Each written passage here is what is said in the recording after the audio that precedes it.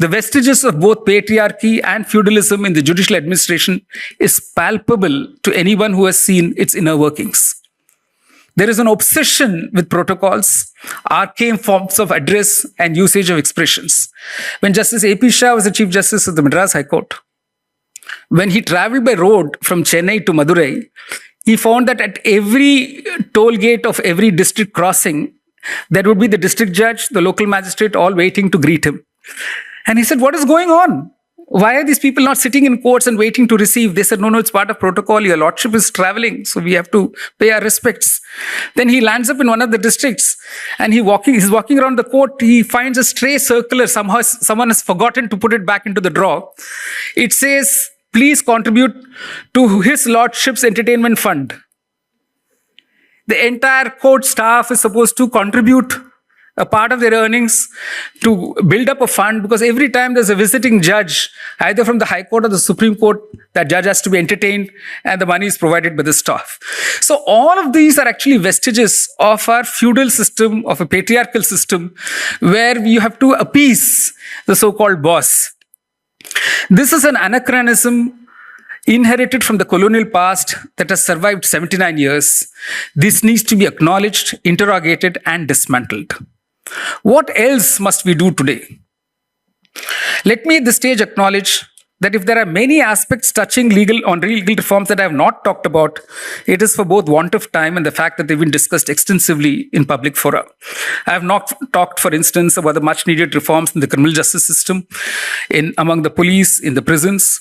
I have also not spoken about inconsistent decisions given by the High Courts and Supreme Court, which add to the uncertainties, and there is no finality even in judgments of the Supreme Court.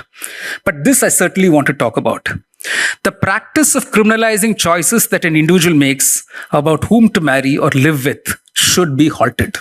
And I have specifically in mind the spate of uniform civil code legislations that have been passed in some of the states ruled by the BJP.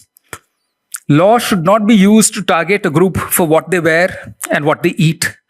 The India of 2047 would be better served if the law of today does not permit criminalizing honest criticism of a government or of those running it, or of their being lampooned in cartoons or joked about by stand-up comedians. The India of 2047 would be better served if the government of the day stops weaponizing law to punish those who peacefully protest about the denial of basic rights, and if it stops labeling them as sinister acts of conspiracy to destabilize the government. The India of 2047 will be better served if the plethora of preventive detention legislations and the draconian bail-denying provisions of the UAPA and the PMLA and other similar enactments are repealed. In 2047, such enactments should be accessible only in parliamentary and judicial archives. The judiciary of 2047 will be better served if today's judges act swiftly on complaints of grave state excesses. The Supreme Court of 2047 will hopefully not wait for over 4 years to decide whether reducing a state to a union territory is constitutionally valid, over 6 years to decide whether an overnight decision to demonetize currency was legally permissible, over 6 years to decide whether anonymous contributions to political parties through the device of electoral bonds was valid. Our future generation should be able to recall as things of the past the low points of our judicial history, never to be repeated. The judicial stamp of approval to the draconian emergency of 1975, the inability to deal with cases of mass crimes whenever they occurred, the gross injustice in the case of mass torts like the Bhopal gas disaster, the failure to take up and decide in good time, habeas corpus petitions, complaining of unlawful detentions, of petitions complaining of encounter killings, of disappearances, of arbitrary demolitions of homes of dissenters and minorities, of brutal crackdown on tribals protesting against locating of projects in their habitats, signaling their imminent displacement.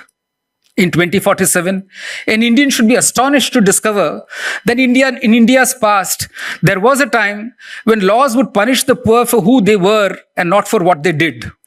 When a sex worker and not her exploiter would be punished, when a neglected juvenile and not her tormentor would be punished, when seeking alms would be a crime as would be sleeping on a pavement for want of shelter. They would, in 2047 and later, I suppose, also be astonished that the Supreme Court would, after declaring unreasoned orders of internet take down to be unconstitutional, refused to enforce its judgment. After declaring that unannounced and arbitrary demolitions of homes of protesters, particularly the minorities, is legally impermissible, failed to enforce its own directions. In this vision of an India of 2047, a sincere effort by our generation to revitalize the constitutional values of social justice and fraternity would have borne fruit.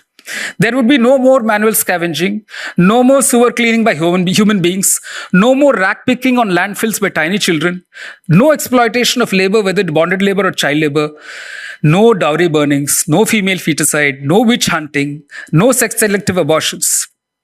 Our generation should have, in the ensuing decade, worked at ending mob lynching and public humiliation of Dalits by the upper castes, targeting of religious minorities in the name of God, and an aggressive assertion of the religious superiority by the dominant groups.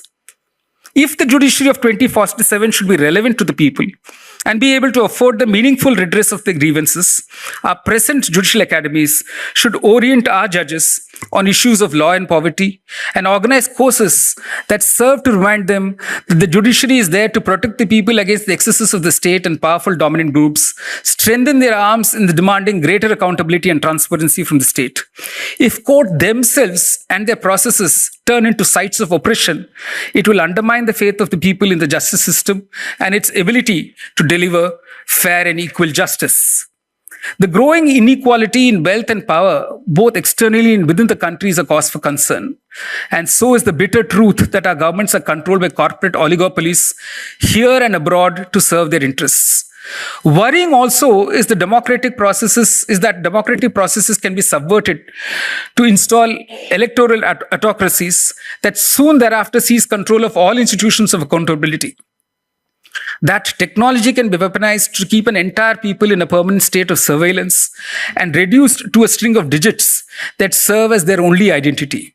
To top this, that a few powerful foreign corporate powers can control all the information about us and share it at their will with oppressive regimes that have little respect for the rule of law. All this is here and now, and I have not even mentioned yet climate change and the impending catastrophes on that score. But as history reminds us, there is hope. The recent protests by a Gen Z assure us that democracy in India will not be allowed to die and that people will turn to the Constitution and safeguard it in order to preserve this country's future. The week of 20th July this year was one of relief and joy. It was reassuring to know that our young generation will not be swayed by rhetoric and propaganda, by powerful oratory reminiscent of the Goebbelsian polemic, and empty promises of Achhe and Viksit Bharat. They remained undeterred by the demonizing of the Dimagi Naxal. It told us that this generation values giving, compassion, and adherence to truth. It does not hesitate to ask questions of those in power. And of course, Gen Z have a wonderful sense of humor. The irreverence of the Gen Z is a sure sign of democratic progress. This is the last part of my speech. I call it a dream and an awakening. Let us now give ourselves something to cheer about. Let us collectively dream of 24th August 2047. That evening, I'm sure, introductions have been done by Avya, Adhyapat, and Hridaya. And their mothers and parents are sitting in the audience. A day when we find there is no Trump, no Putin, no Xi, no Erdogan, and India has a biological prime minister. India is at peace with her neighbors. Delhi's pollution has disappeared. The Ganga and the Yamuna are clean. The south is still part of India.